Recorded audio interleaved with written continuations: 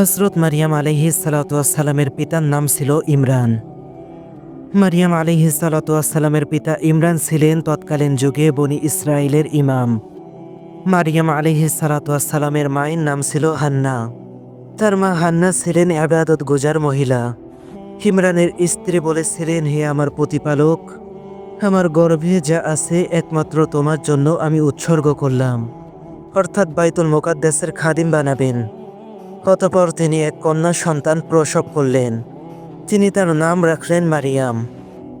দুধপানের মেয়াদ শেষ হওয়ার পর তার মা তাকে বাইতুল মুকাদ্দাসের মসজিদে নিয়ে চলে যান এবং সেখানকার ইবাদতকারী লোকদের নিকট সোপন করেন।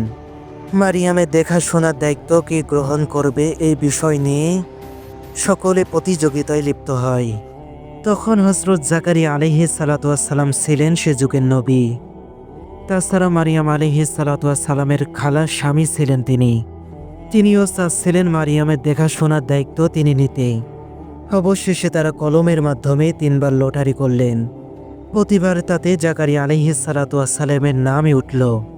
তাই তিনি মারিয়াম আলাইহিস সালাতু ওয়াস সালামের দায়িত্ব গ্রহণ করলেন।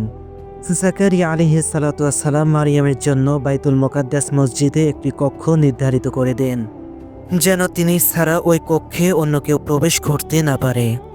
হযরত জাকারিয়া আলাইহিস সালাতু ওয়াস সালাম যখনই মারিয়ামের কক্ষে প্রবেশ করতেন, তখনই তিনি দেখতে পেতেন মৌসুমের বিরল খাদ্য দ্রব্য দেখতে পেতেন। তখন হযরত জাকারিয়া আলাইহিস সালাতু ওয়াস সালাম হযরত মারিয়াম আলাইহিস সালাতু ওয়াস সালামকে জিজ্ঞাসা করলেন, হে মারিয়াম, তুমি এসব কোথায় পেলে?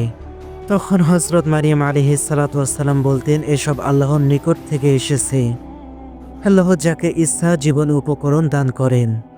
হযরত মারিয়াম আলাইহিস সালাতু ওয়াস সালাম একদিন মসজিদের পূর্ব দিকে এক স্থানে পর্দা টাঙিয়ে সেখানে অবস্থান করেছিলেন। অতঃপর আল্লাহর নিকট থেকে হযরত জিবরাইল আলাইহিস সালাতু ওয়াস সালাম প্রেরণ করেন। তিনি মারিয়ামের নিকট মানব আকৃতিতে আত্মপ্রকাশ করেন।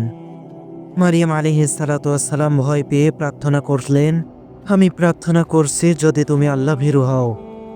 তখন হযরত জিবরাইল আলাইহিস সালাতু ওয়াস সালাম বললেন, আমি কেবল তোমার প্রভুর প্রেরিত, এজন্য এসেছে যে আমি তোমাকে একটি পবিত্র পুত্র সন্তান দান করে যাব।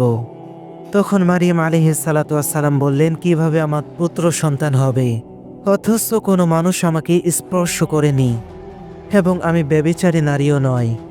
তখন হযরত জিবরাইল আলাইহিস সালাতু ওয়াস সালাম বললেন, এভাবেই হবে যেভাবে তোমার প্রতিপালক নির্দেশ করেছেন। অতঃপর জিবরাইল আলাইহিস সালাতু ওয়াস সালাম মারিয়ামের মুখে অথবা তার পরিহিত জামায় ফু মারলেন এবং তাতেই তার গর্ভে সন্তান হলো। এরপর তিনি এক দূরবর্তী স্থানে চলে গেলেন এবং প্রসব বেদনার অবস্থায় তিনি এক খেজুর গাছের নিচে আশ্রয় নিলেন। তিনি বললেন, হায়, এর পূর্বে যদি আমার মরণ হতো এবং লোকেদের স্মৃতি থেকে সম্পূর্ণ বিলুপ্ত হয়ে যেতাম।